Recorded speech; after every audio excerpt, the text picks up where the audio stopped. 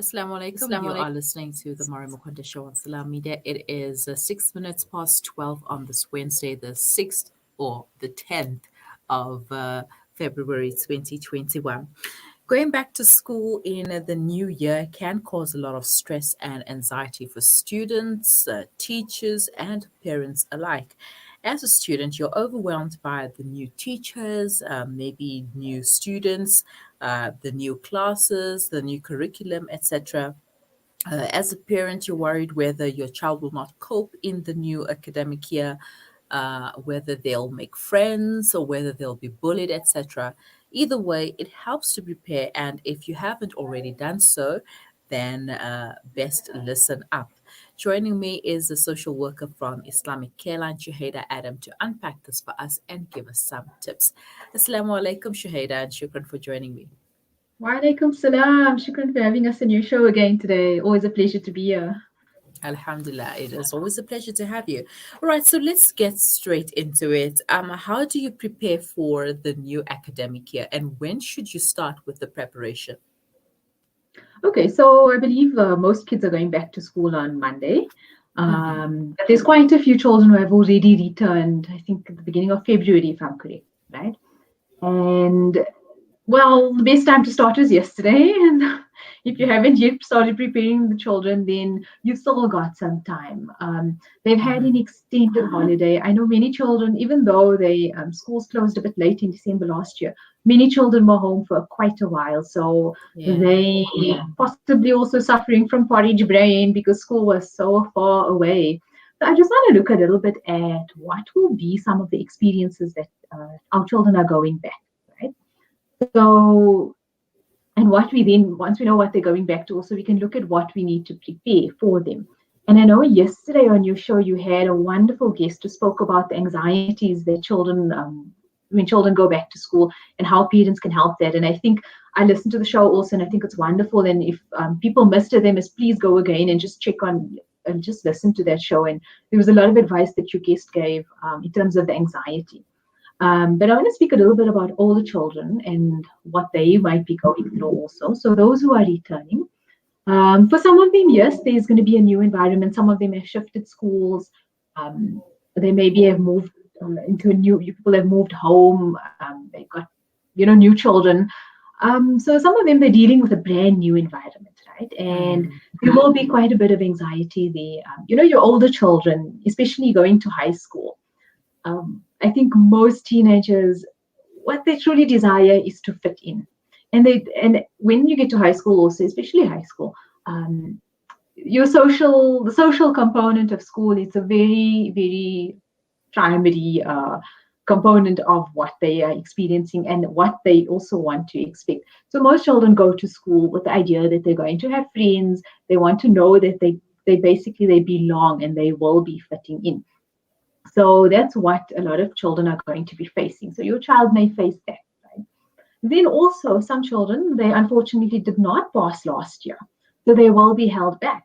And they will now need to face a new year where they are with children who they may have regarded as younger than them, or a new class where they don't have friends anymore in that class, and their friends are now moving on. And oftentimes what happens is then as children get as they shift a grade, so if your friends have shifted a grade up, they then tend to sort of the friendship tends to die down because most children tend to spend time with children who are in their grade and in their class.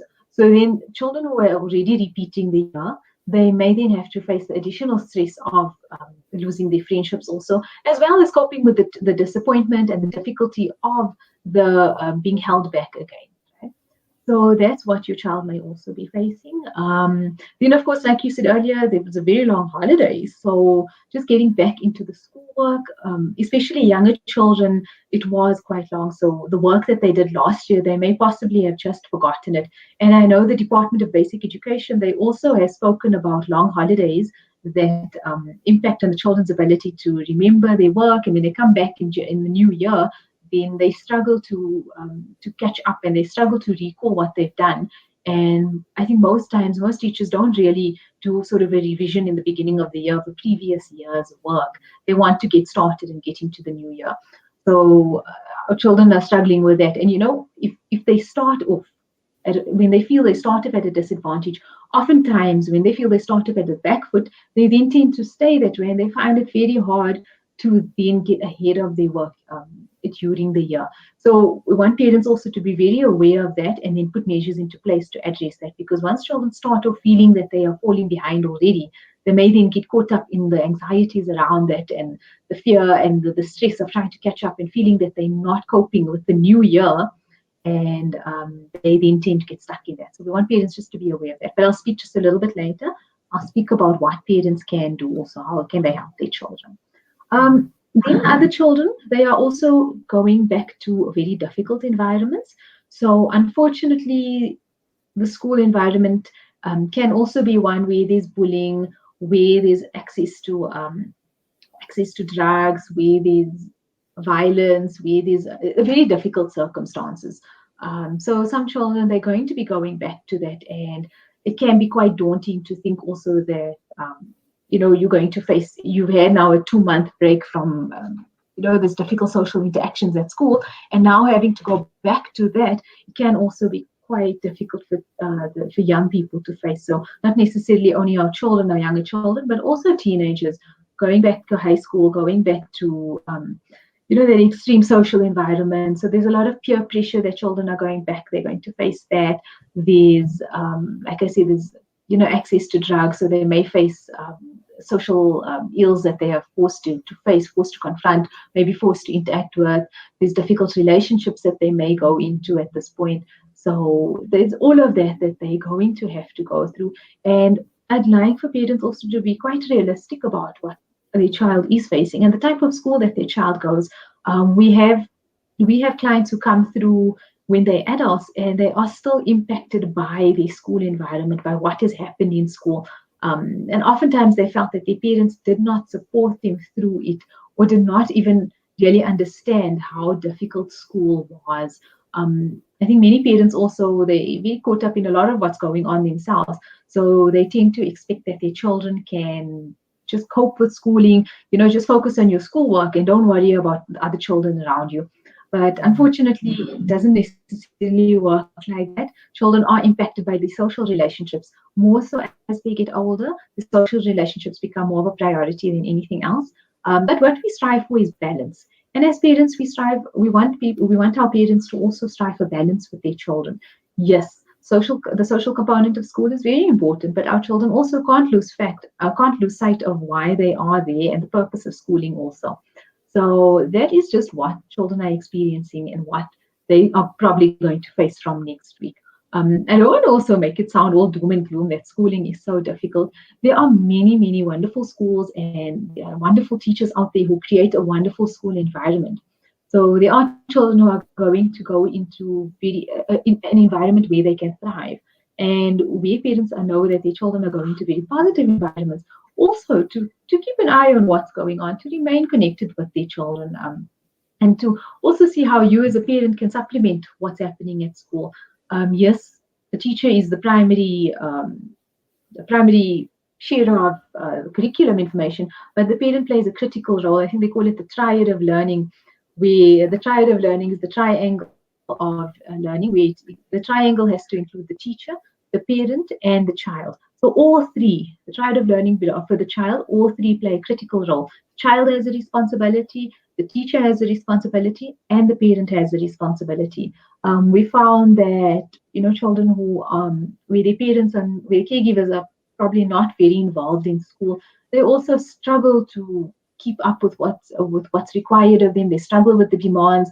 Oftentimes they don't know where to turn to for support.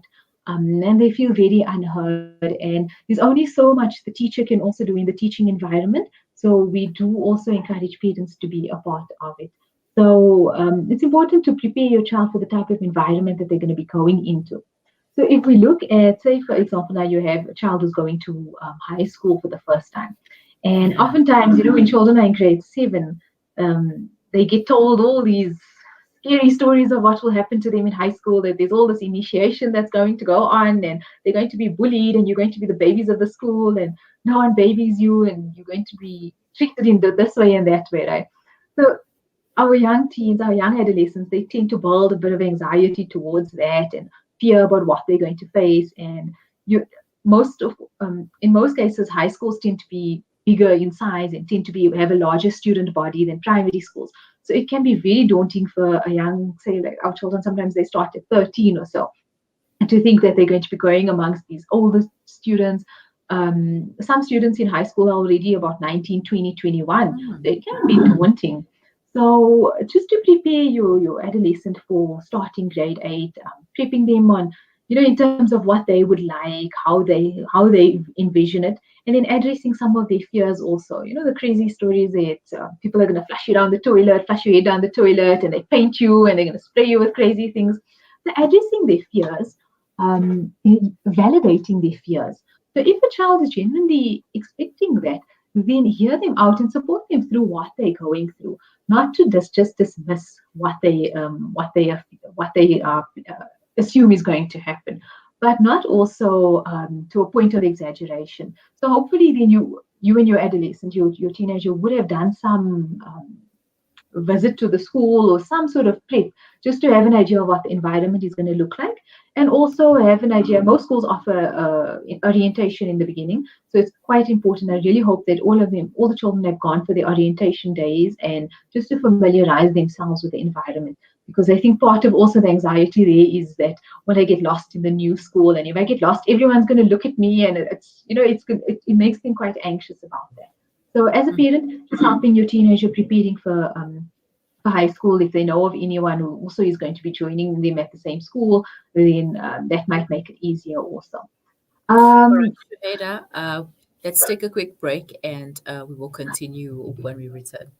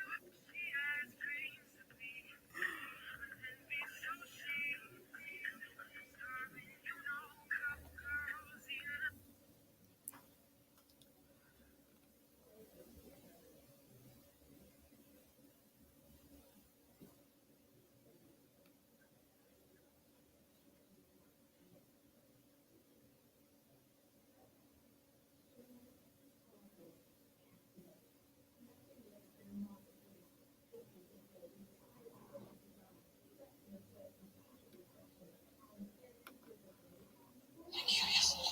So good. Thank you. No window seat, please. Allah kahretsin ya. Kaç kere söylemem lazım cam kenarı istemiyorum diye.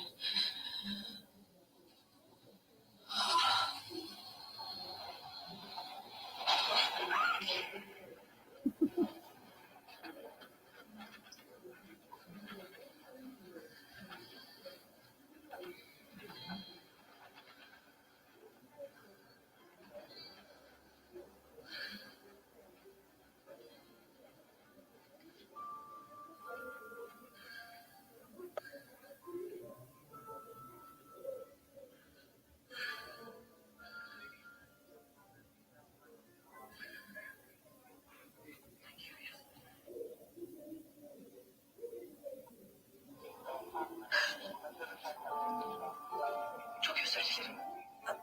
Sorry, pardon. Ben uçak korkusu var bende de. Hiç farkında bile değilim.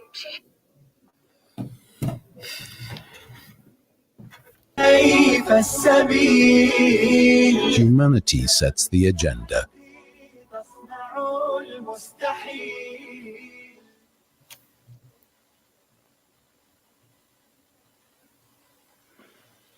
Welcome back. You are listening to the Mari Mukwanda Show on Salam Media. It is 12:20 on this Wednesday. I am joined by Islamic carer and social worker Shuhaida Adam to talk about preparing your child for the new school year. Shuhaida, shukran for staying on the line. And we were discussing how parents can help their kids. Especially those that are going to high school. And what about kids who have learning disabilities and find it a little bit difficult to cope, and perhaps parents don't even realize that the kids have a learning disability. How do you go about preparing them there? I mean, maybe that could just increase their anxiety for going back to school or starting high school and not knowing how other kids are going to perceive them. Yes, no, that is so true. That oftentimes children, they have these learning disabilities or difficulties that are not picked up.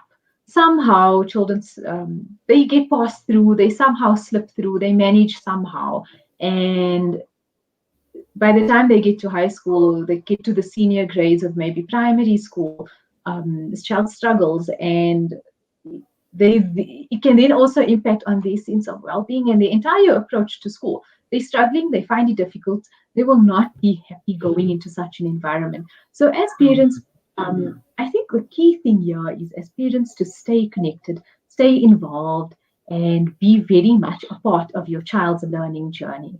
So, from the beginning of the year already, even during the holidays, start when the holidays are coming towards an end, and now that school is coming towards the time to start school is coming. So parents to please start doing revision, pull out those old books, have a look with your child. Have your child look at what they did last year. Have them just try and do some revision, recalling some things, get them into practice, looking at their old work. And also then you need to observe as a parent, how is my child learning? Let me see how this child reads. Let me see how they're able to grasp learning content. I think last year, a lot of parents were given brand new insight into how their child copes in a classroom because children were doing work, schooling from home. So they were expected to give feedback online. So parents could be sort of a witness to what children, how they learn. So I'm really hoping that if there was difficulties, parents were able to pick up that something is not very well. And where you pick up, and in conjunction with the school teacher also, that's so important to have an open relationship with the teacher about your child, because your teachers are quite observant of what they see and where they pick up children are struggling. They don't always call the parent in. So it's quite important for the parent to also make an effort to reach out to the school teacher and just keep up with how your child is doing, anything that the teacher has picked up in terms of academic capabilities and also socially. Also, if the child is struggling with relationships, if the child is struggling to interact with other children, if they're struggling with self-esteem, etc. Your teacher is one of the best sources of information of your child because the child is with in that school environment for 8 hours or 9 hours, whatever the case may be. So as a parent, to be quite proactive and just keep up with what's going on. And then also, like I said, once you start seeing how your child, the ability to learn, and if you pick up something if they're struggling with certain things, so then to take some measures into place, maybe book an assessment with an educational psychologist, professional, get some sort of assessment done, and then you would be able to put measures in place once you know what you're working with also. So if an educational psychologist is able to give a proper diagnosis, then you know what you're working with, and then they will be able to assist you further in terms of what remedial measures you need to put into place. And also, it's so vital for teachers to be made aware that this child is presents certain conditions. So having an open relationship with the teachers, open communication, and talking to them about whatever is going on. So even if there's a social challenge going on, if this child has now been maybe diagnosed with anxiety, or if your child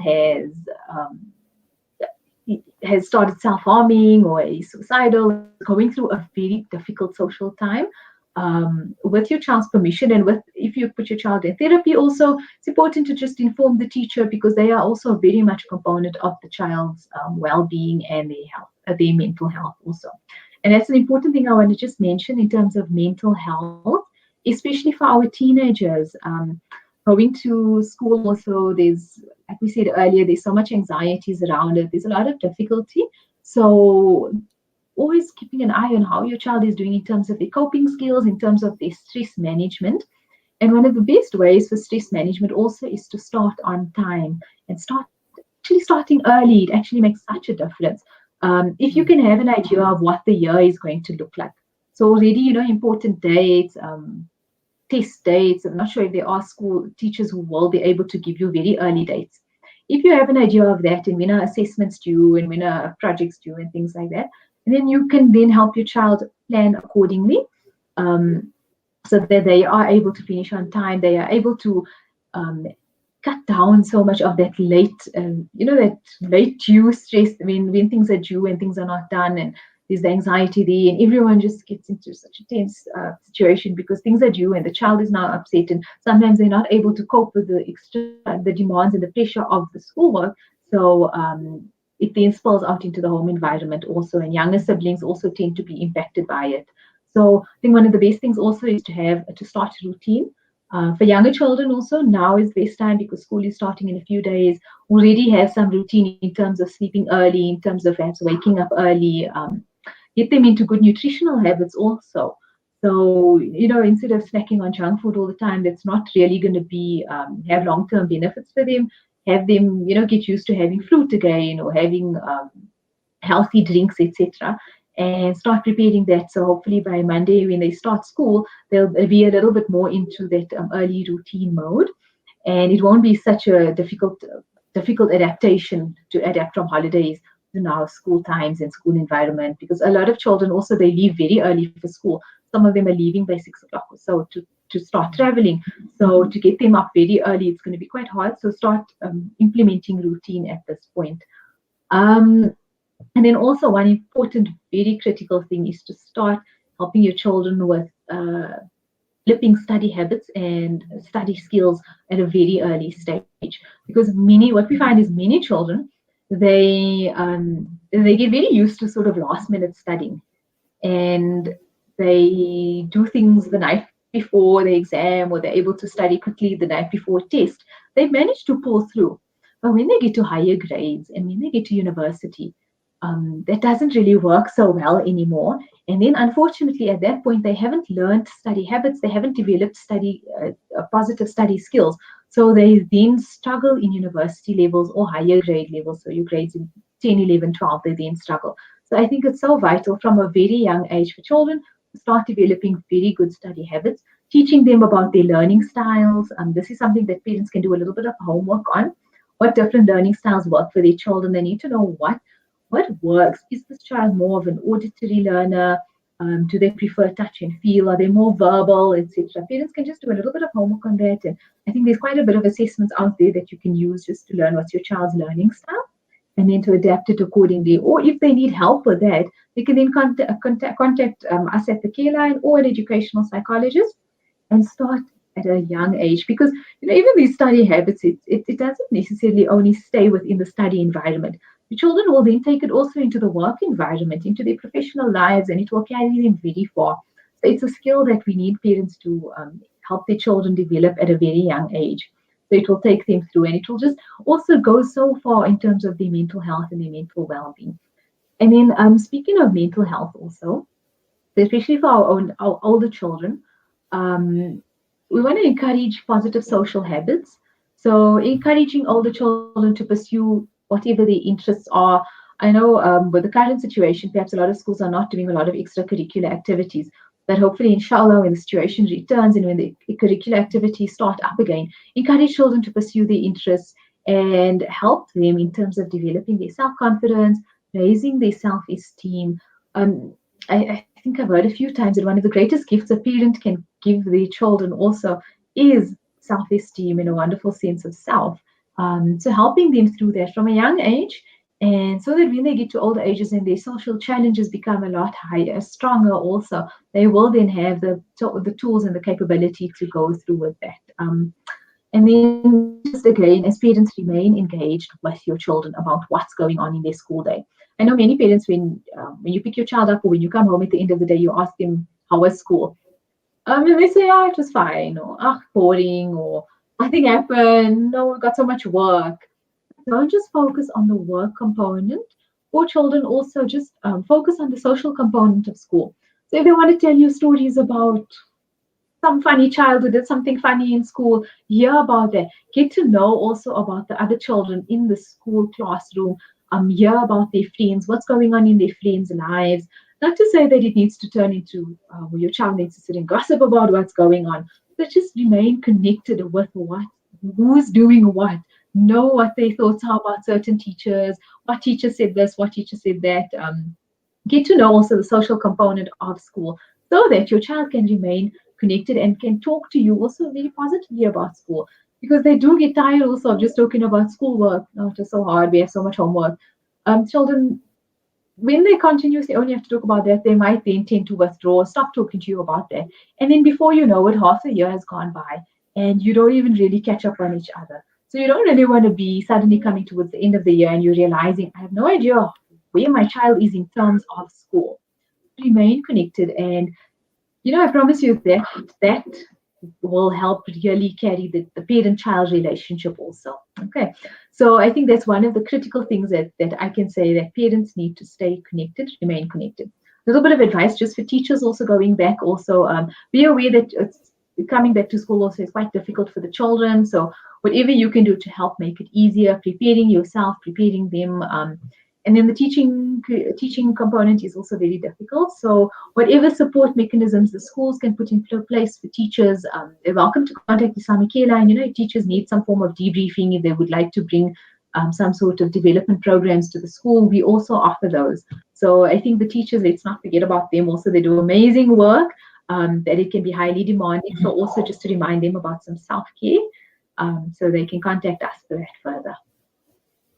All right. So, shukran so much for your time, Shuhaida. That has been a very, very important points that you made, especially because you spoke about teenagers and who are going into high school. And yesterday on the parenting segment, we dealt with the younger kids instead of teenagers. And teenagers are kids too, so they also need preparation when going back to school. And the funny thing that I noticed is that when kids are on holiday, they don't mind waking up early. But when it's time for school, then nobody wants to wake up early. It's like, how does it even work out that way? But anyway, shukran so much for your time once again and have a wonderful day. Assalamu alaikum. Wa alaikum salam wa rahmatullah. That was Islamic Care Line social worker Shuhaida Adam taking us through preparing yourself for the new school year, the academic year 2021. If you missed out on the segment, it is available on Facebook and you can watch it from the beginning and leave your comments or questions for Shuhaida in the comment section. Do stay with us. We will be back after the break.